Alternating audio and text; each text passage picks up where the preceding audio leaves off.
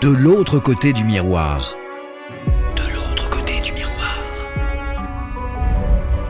Entretien avec Chendali en 5 épisodes. De l'autre côté du miroir. Le professeur Chendali partage avec nous ses compréhensions, réflexions et visions sur les échanges culturels sino-européens en s'appuyant sur son expertise des grands thèmes de la philosophie et la littérature chinoise. Épisode 4. Les influences de la culture chinoise en France. De l'autre côté du miroir. Mon approche du jour pourrait être la suivante. Et si on se faisait un resto chinois ce midi ? Vous ne le saviez peut-être pas, il y a un chiffre étonnant à connaître, c'est celui de la communauté chinoise de l'Hexagone, qui est aujourd'hui nombreuse de 400 000 personnes et on compte dans toute la France pas moins de 8 000 restaurants chinois, ce qui nous laisse un certain choix. Alors je me demande parfois, est-ce que parmi les peuples d'Europe, le français est celui qui a développé la plus grande curiosité envers la Chine et la culture chinoise ?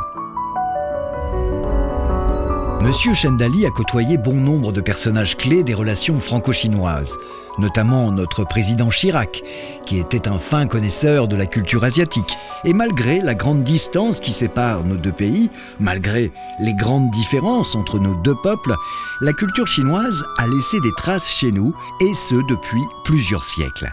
Nous avons évoqué ensemble, dans un autre podcast, Voltaire, mais il y en a d'autres. D'où la légitimité de notre sujet d'aujourd'hui, les influences de la culture chinoise en France.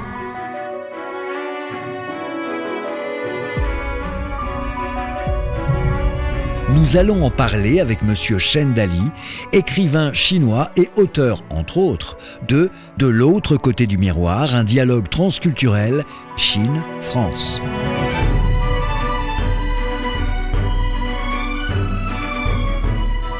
Merci de nous accueillir chez vous une fois de plus. Nous sommes devant un thé, c'est tout à fait délicieux. Et partout autour de nous, des livres que vous avez écrits, ceux que vous avez traduits, et également de nombreux auteurs français, chinois. Des ouvrages que nous allons sans doute solliciter pour notre podcast du jour, les influences de la culture chinoise sur la culture française.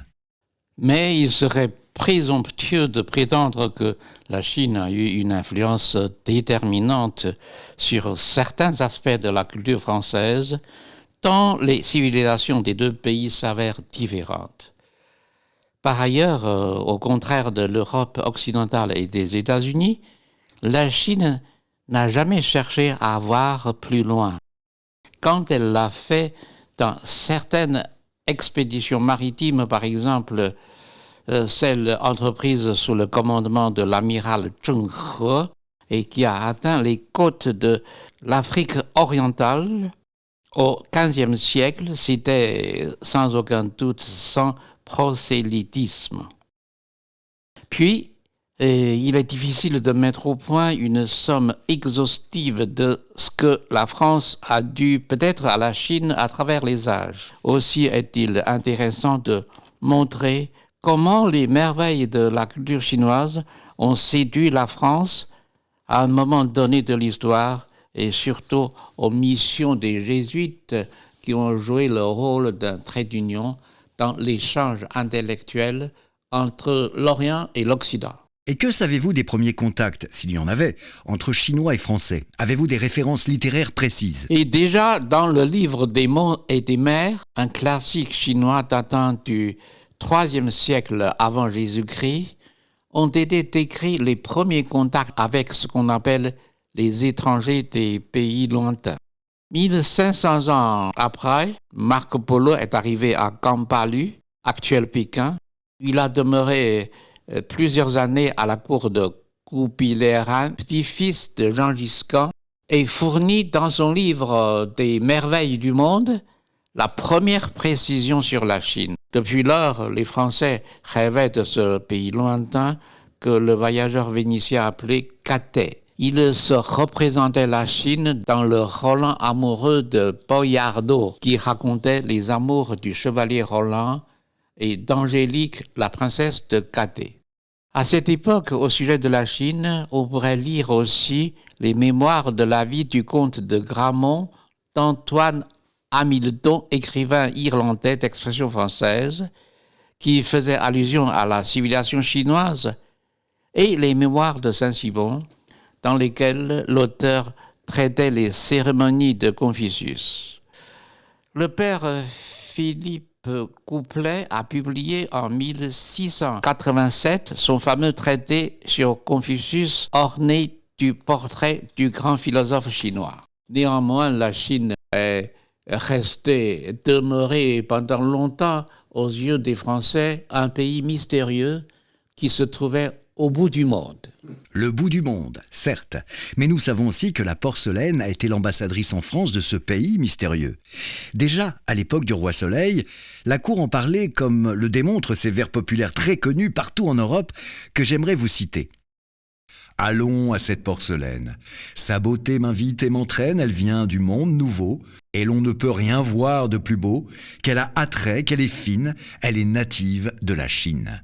En effet, c'est ainsi que chantaient les vers de Mirliton sous Louis XIV, le roi Soleil. La porcelaine chinoise émerveillait les Français, autant que la porcelaine, les Français raffolaient du thé. Le moine Janvier a même écrit l'éloge du thé, affirmant que dans Paris, on aimait beaucoup le thé. Il y avait en outre les lacs, les soieries chinoises qui envahissaient le pays. Les gens riches admiraient l'habillement des Chinois et s'entouraient d'un décor chinois en tapissant leurs maisons de papier peint à la mode de Chine. On prenait de plus en plus d'intérêt aux jardins chinois et à l'architecture de l'Empire du Milieu. Mais avant cette période, la Chine est sans doute un des pays dont l'action a le plus profondément influencé les comportements humains dans le monde. Avec la civilisation chinoise transmise en Occident par la vertu de la route de la soie, les Français entraient dans un univers fort différent du leur. Ils y déchiffraient la fertilité du génie oriental, la vertu confucéenne, et leurs pensées s'en trouvaient ainsi enrichies. C'est dans ce sens que l'on peut dire que la Chine a contribué à ouvrir l'esprit des Français à l'époque. N'oublions pas les fameuses et nombreuses inventions chinoises. Et on peut en effet mentionner les découvertes chinoises diffusées en Europe. Le papier, l'imprimerie, la poudre à canon, la boussole maritime, l'horloge hydromécanique, le gouvernail d'étambeau, la brouette, la bricole de poitrail pour l'attelage du cheval, l'étrier, l'alchimie, la technique du fer et acier forgé, sans parler du domaine du magnétisme dans lequel la Chine était très en avance sur l'Europe, sur l'Occident, et du système équatorial des Chinois destiné à mesurer la position des étoiles dans le ciel et que l'astronomie moderne utilise toujours. Avec à chaque fois un contexte, j'imagine. Prenons comme exemple la poudre à canon. Elle a été transmise en Europe au XIIIe siècle et des franciscains ayant sillonné les routes de la Chine ont ramené à Paris des pétards chinois pour les fêtes religieuses et populaires. Vraiment, au temps de Louis XIV, les inventions chinoises ont fasciné la France. Monsieur Chêne, quels exemples concrets vous choisiriez pour évoquer des artistes qui ont été inspirés par l'esthétisme chinois? Au XVIIIe siècle, Antoine Watteau s'est mis à la recherche d'une grâce orientale dans les objets d'art chinois. Il s'inspirait de l'art chinois pour orner éventails, pliants et paravents. Maître du style rocaille en vogue, il devait aux Chinois l'irrégularité des lignes, les formes contournées et les teintes monochromes des arrière-plans dans presque toutes les peintures du château de la Muette. En 1717, il a présenté son morceau de réception à l'Académie, l'embarquement pour Sider. Il y a recouru à la technique de la peinture de la dynastie des Song afin de mieux dépeindre les formes fantastiques des montagnes de l'île d'Aphrodite, pays idyllique de l'amour. Après lui, François Boucher, un autre maître de la peinture rococo, a créé un univers gracieux caractérisé par la composition en spirale et les figures ondulantes représentant un aspect irréel, quasi onirique, comme dans la peinture chinoise traditionnelle. On remarque tout particulièrement l'esprit chinois qui l'animait dans un tableau où un vieux pêcheur est assis devant deux pavillons avec un enfant tenant une ombrelle au-dessus de lui et à ses côtés une femme chinoise regardant couler la rivière d'un air pensif. On dirait un tableau sur éventail du poète peintre chinois Su Manchu, la belle Ciche au bord de l'eau. Bref, à des époques différentes, certains artistes français ont reflété dans leur création les coups d'esthète chinois épris d'un art sobre.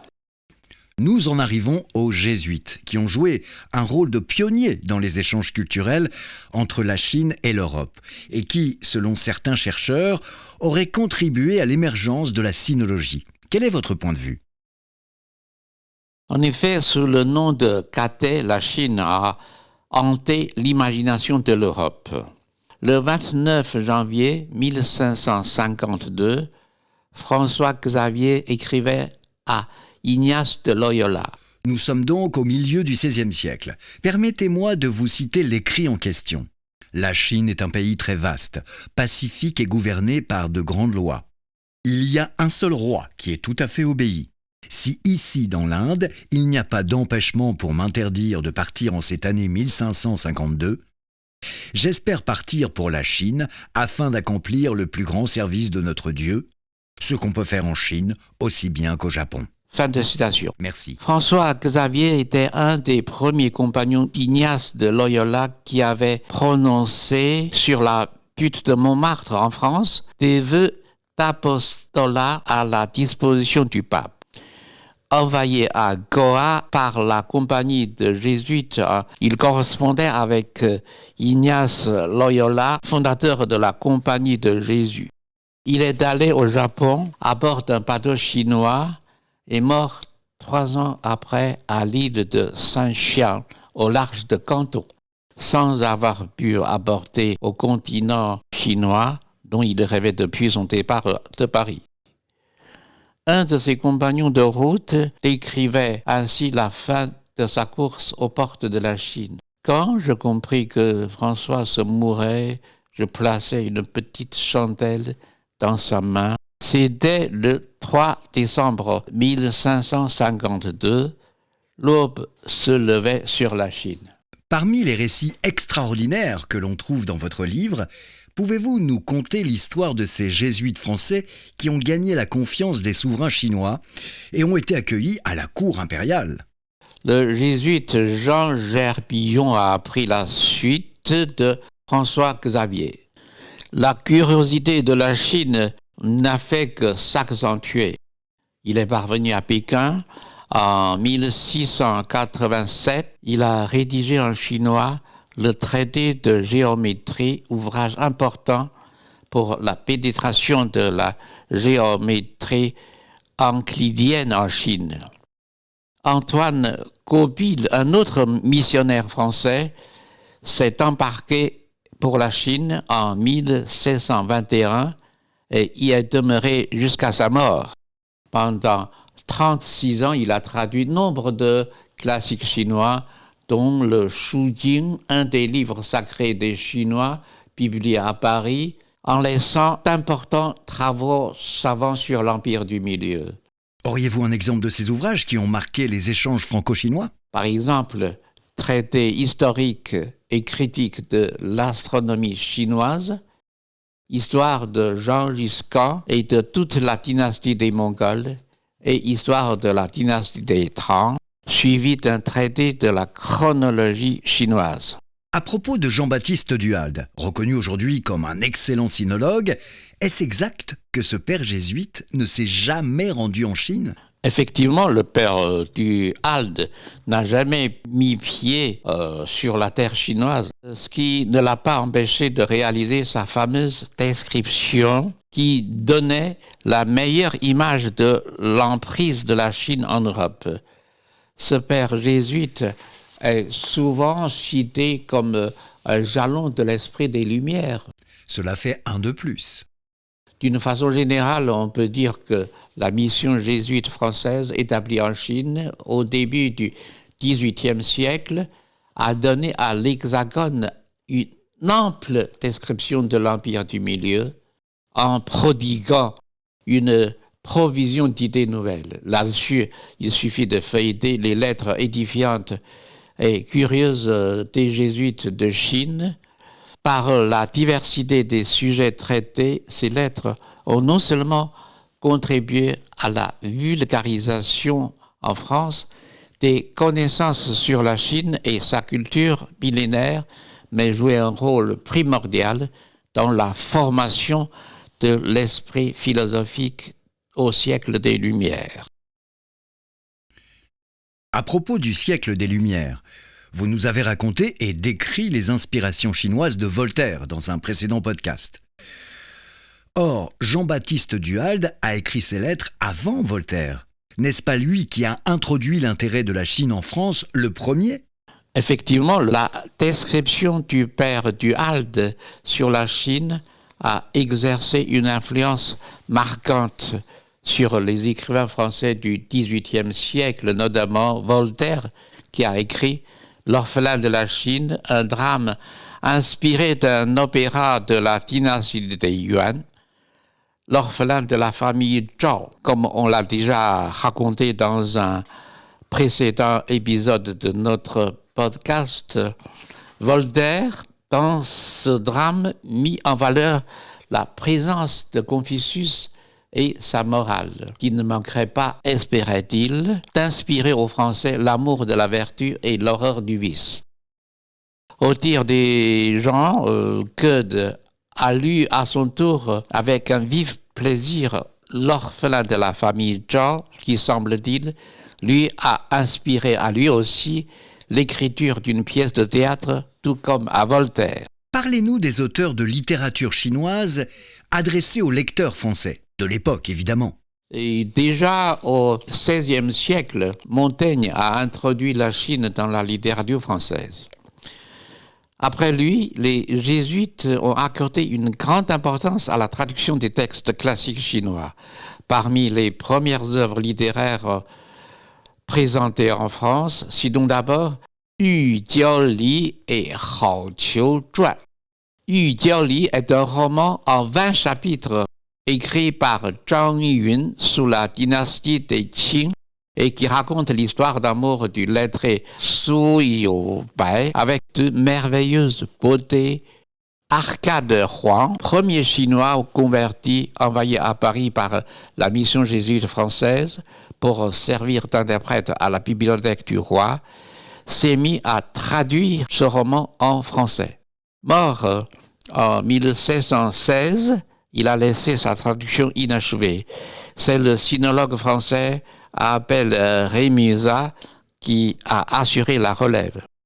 Ainsi que, dont j'ai parlé plus haut, grand amateur de la littérature chinoise, a-t-il apprécié en version française Yu Jiao Li, qui a pris le titre de l'histoire de Hongyu. Qu'est-ce qui captivait les lectrices et lecteurs français ? Que les Français pouvaient-ils lire qui flatte leur imagination ? Françaises et françaises. Raison, honneur, fidélité conjugale, respect des songes prémonitoires, peinture des mœurs exotiques, tout ce qui manquait dans leur vie sociale. En effet, le choix du titre de la version française du roman est bien significatif. Hongyu est le prénom qu'un vieux mandarin a donné à sa fille, qui signifie rubis. À la veille de la naissance de sa fille, le futur père avait vu en songe un esprit lui donner un rubis éclatant comme le soleil. Peut-être ce symbole est-il devenu plus qu'un autre idéal féminin que les lecteurs français cynophiles, tout comme Idamé, personnage dans l'orphelin de la Chine de Voltaire, appelle Rémusat à traduire en outre. Le vieillard a obtenu un fils, un drame chinois de la dynastie des Yuan. Alors continuons notre balade dans votre bibliothèque si riche, avec des exemples d'ouvrages chinois qui ont marqué le XVIIIe siècle en France. Un autre roman chinois traduit en français à la même époque est Hao Qiu Zhuan de Ming Diao Zhongren, connu plus communément sous le nom des Amours courtoises, et qui est apparu au début de la dynastie Qing par une vive hostilité à la loi du plus fort. Ce roman a eu d'importants retentissements non seulement en France mais aussi en Allemagne et en Angleterre. Les traductions d'œuvres de la littérature populaire chinoise montrent que les jésuites se sont efforcés également de diffuser en France des thèses taoïstes favorisant le courant philosophique du XVIIIe siècle français. Nous avons évoqué ensemble dans un précédent podcast le livre du Tao. Stanislas Julien a traduit en français Tao the King, le livre du Tao et de sa vertu. Nous avons appris avec vous que ce classique chinois attribué à Lao Tse est à l'origine du taoïsme et que celui-ci prône le retrait de la société pour atteindre le Tao. Qu'est-ce que ce livre ancien peut nous apporter à nous, Français ? Eh bien, comme vous l'avez très justement indiqué, la conception taoïste de l'univers a été révélée aux Français par le livre du Tao et de sa vertu dans la traduction de Stanislas Julien. Mais cet ouvrage a eu pendant des siècles diverses versions françaises. Édité aussi en livre de poche, il est devenu de nos jours une sorte de Bible pour tous ceux qui aspirent à une vie spirituelle. Par la vertu des versions françaises de Tao Te Ching, mais aussi du Yi Jing, c'est-à-dire le canon des mutations, ainsi que des ouvrages des sinologues français sur les philosophes taoïstes, on a constaté que la pensée taoïste agissait surtout dans le domaine artistique. Je vais juste vous raconter l'anecdote du sculpteur Aristide Maillol. Un jour, le sculpteur français s'écriait « Ah, la philosophie chinoise est délicieuse !» Il y a une phrase de Lao Tzu qui m'enchantait déjà quand j'étais jeune. « De terre se font les pots, mais c'est l'inexistant dans le pot qui fait sa qualité de pot. » C'est admirable ça, ça me ravissait. C'était l'époque où je commençais à avoir des idées, n'est-ce pas? Je comprenais ça tout à fait, c'était ce que je voulais faire. Je me suis jamais contenté de la forme ni de la matière. Ce n'était pas la forme que je voulais faire, je voulais y mettre une âme. C'était l'esprit que je voulais. Ce qui ne se voit pas, c'est l'existant dans le pot qui fait sa qualité du pot. Fin de citation. C'est une jolie compréhension du Tao. Qui fait sa valeur de pot, hein? Ça vous le Oui, j'ai compris le propos d'Aristide Maillol qui s'est fondu dans le Tao naturellement. On pourrait dire que Maillol a réalisé le Tao, puisqu'il a saisi le vide, au sens taoïste du terme, dans la philosophie contradictoire, dialectique de Lao Tzu. Cher professeur, vous qui vivez entre deux cultures, en étant né de l'une et connaissant parfaitement l'autre, comment voyez-vous les différences culturelles entre la Chine et la France? Et sur quelle base ces deux cultures peuvent-elles arriver à se comprendre? Il est vrai qu'une différence essentielle existe entre la Chine et la France. Cette différence est d'autant plus profonde quand on fait une confrontation entre la culture chinoise caractérisée par un profond unitarisme et la culture française basée sur un dualisme foncier. Elle se reflète d'abord dans celle des deux modes de pensée. La Chine adopte un mode de pensée que j'appellerais synthétique ou raisonnement par image ou encore intuition ininterrompue qui trouve sa parfaite expression dans les 3 mystères de la philosophie chinoise, Yi Jing, Tao De Jing et Zhuangzi. Ce mode de pensée synthétique est une approche d'ensemble qui consiste à lier les différentes parties d'un bloc tout en mettant en évidence les relations générales des êtres de l'univers, ce qui a éloigné en conséquence les Chinois de l'idée d'instant atomique au sens occidental.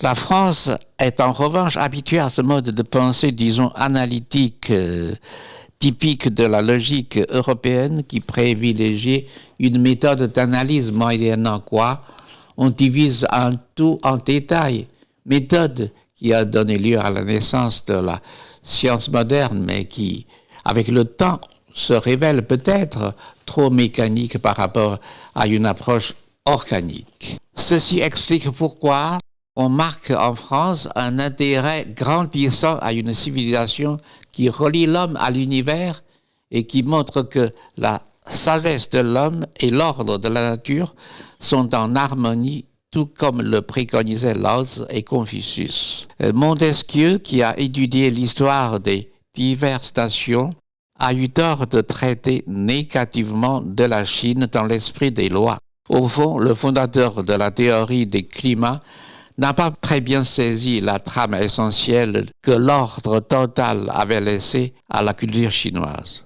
Qui pisait, et ses successeurs ont toujours eu tendance à confondre l'ordre total chinois avec le totalitarisme.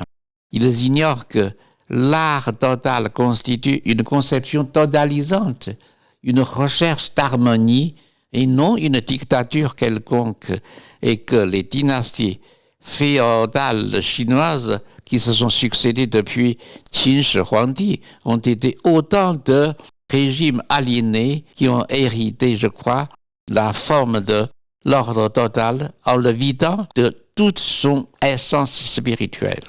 Au temps des Lumières, des sinophiles français comme Voltaire se sont laissés prendre au mystérieux tropisme de la civilisation chinoise et par l'esprit de syncrétisme, ils ont tenté de puiser dans cette source d'inspiration orientale. Voilà, lui-même n'a-t-il pas écrit son conte philosophique Zadig ou la destinée en s'inspirant du rêve du papillon de Zhuangzi. Au début du 3e millénaire, l'ordre total chinois est de plus en plus reconnu comme un remède au dilemme de la société moderne. Dans ce sens, il y a lieu de croire qu'avec un vif désir de cohésion, les croyances diverses du monde finiront par se rapprocher et se combiner en une unité communielle, le règne de tous au grand temps prôné par Confucius il y a environ 2500 ans. Alors j'ose une question personnelle, si vous le voulez bien, pour terminer. Depuis toutes ces années que vous vivez en France, qu'est-ce qui vous plaît le plus dans notre pays? Et qu'est-ce qui vous marque le plus chez nous? Et en toute sincérité, qu'est-ce qui vous agace ou vous irrite? En tant que journaliste français, vous me posez là une question bien à la Madame Figaro. Pourquoi pas, mais qu'est-ce qui vous fait dire ça? Comme dans cette revue Madame Figaro, chaque semaine, cette revue publie une interview d'un auteur de roman ou d'une actrice de cinéma. Eh bien, le journaliste interroge cette personne sur sa vie et ses opinions. Par exemple, quelle est votre Madeleine de Proust ou celui que vous détestez chez les autres en France? Et pour moi, j'avoue que je ne connais pas tout ce qui se passe dans l'Hexagone. Je suis mal placé d'emporter un jugement quelconque positif ou négatif. Ce que je souhaite, c'est tout simplement être passeur des deux cultures, chinoise et française. Merci, professeur. Merci de votre compréhension. Merci de vos enseignements, monsieur Chendali. Je rappelle les références de votre livre, De l'autre côté du miroir, un dialogue transculturel Chine-France aux éditions Charles Moreau. De l'autre côté du miroir. De l'autre côté du miroir. Entretien avec Chendali en 5 épisodes.